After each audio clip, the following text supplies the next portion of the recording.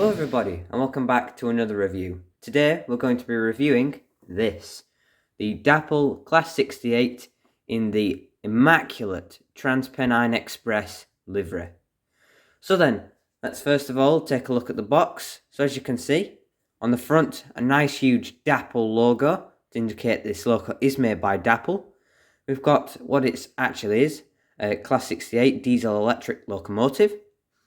Here's the front profile look of just overall of what a 68 looks like from the front, and then here is a generic side view of the Class 68. Moving down, as you can see, it's displaying this loco is made for 00 gauge, not for any other scale. On this end, we've got the Dapol logo again, Dapol Model Railway Company. On the back, we haven't got anything like a bit of history like what Bachmann and Hornby do or others like. We just got to this, which is about how to, if you were ever to recycle this, but don't know why you would or something. And then if we just take a final look at this end, it's probably the more informative end, shall we say. So the product code for this is 4D-022-022. This is 00 gauge Class 68, named Felix, which is numbered 68031 in the TransPennine Express livery. Now, the era of this is modern and 2018 onwards, as it states, because obviously these are currently running right now, mainly on services up to Scarborough from York, or a few other places out of Liverpool Lime Street. Okay, minimum radius recommended is radius 1, which is pretty good, and it comes as DCC ready. So unlike the other 68, the DRS one I've reviewed on here, this one came unsound chipped, but I'm hoping for in the new year to get one from Roads and Rails. So then, that's a look at the box. Let's move on to looking at the locomotive in a more closer detail. So then, first looks at it already, it looks stunning, does this locomotive. The way how they've just managed to get all this nice blur here with the few dots here is just amazing. So if we look at the front, as we can see, we have plenty of separately fitted details featuring from the brake pipes to the central coupling, which unfortunately, I don't know if you can see, if I just turn the locomotive to the front, as you can see here, it unfortunately doesn't have a hole to show you that it is a chain link. It actually just looks like a solid brick, which is pretty unfortunate, so it will be marked down on that, but it isn't a major deal. Now, as most locos these days now have, this does feature sprung buffers on both sides, as you can see. We have got, I think these are the electric brakes or something, please correct me if I am wrong, but we've got that nicely depicted here, which does feature a tiny little warning symbol here on the front. Don't know if you can quite see it, but it's just here. We've got nicely separately fitted handrails, which are plastic, not metal, which is unfortunate, and that does carry out throughout the whole model. So we have got hand railings here and here down the sides of the loco by the door. We have got a separately fitted windscreen wiper on the window, but that is plastic as well. And people have had reports of theirs coming with their windscreen wipers stuck to the foam inside the box. Mine, however, didn't, neither did the Dapol 68. So, don't know whether that's true or not, but just be wary of that. These may be a bit loose. Now, we have got a nicely printed TransPennine Express logo depicted here, right in the middle. It is nicely represented and is accurate, as I have seen 68s many times when going up to Scarborough.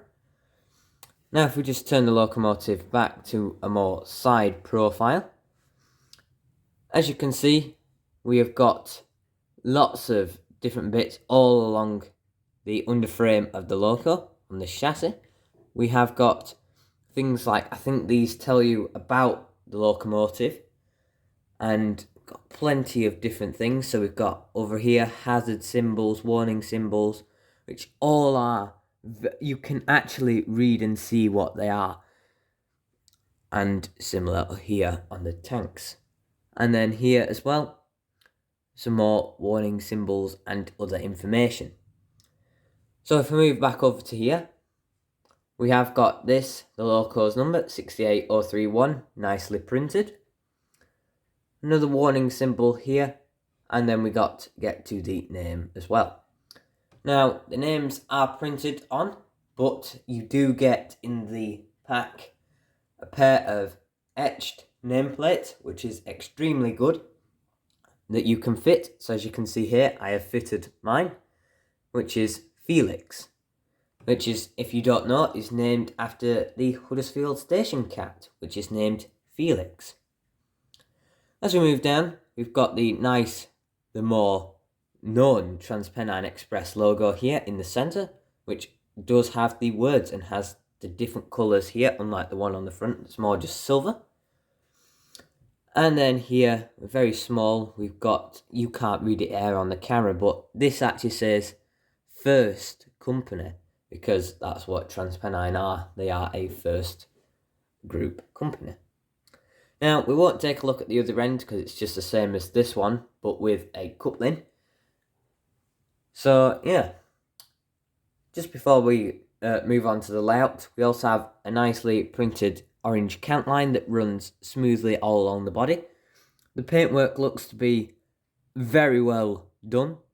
It doesn't look to be done at all on the cheap, because TransPennine Express logo and the whole colour scheme is very hard to have done and printed, as we can see here with this like dotted fade that they have here, and just all the other bits of lining.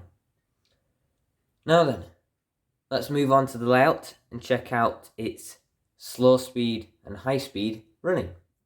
Here is the loco on the track.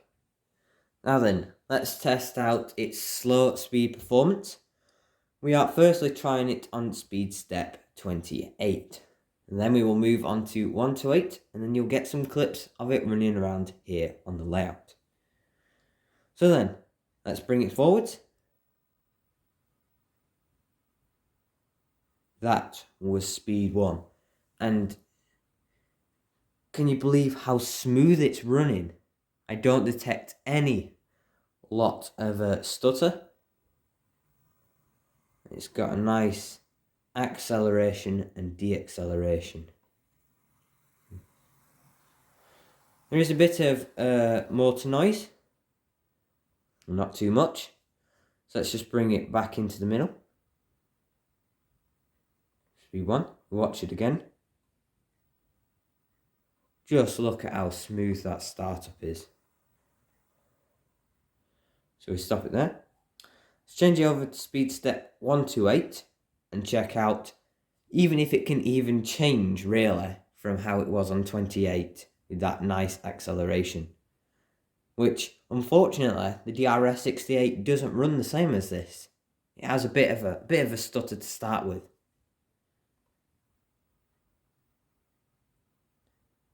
That is one. That's even better. I don't even detect any stuttering. That's 5, so it's probably about speed 1 now on 28.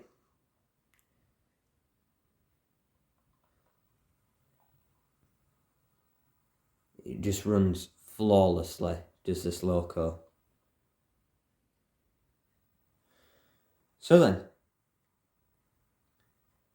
I'd give that a 10 out of 10 for slow speed performance. So then, let's move on to the final bit of this review and get this running around the layout. And I hope you have enjoyed this video, and I'll see you guys in the next video. Stay tuned for the running session right after this part. Bye.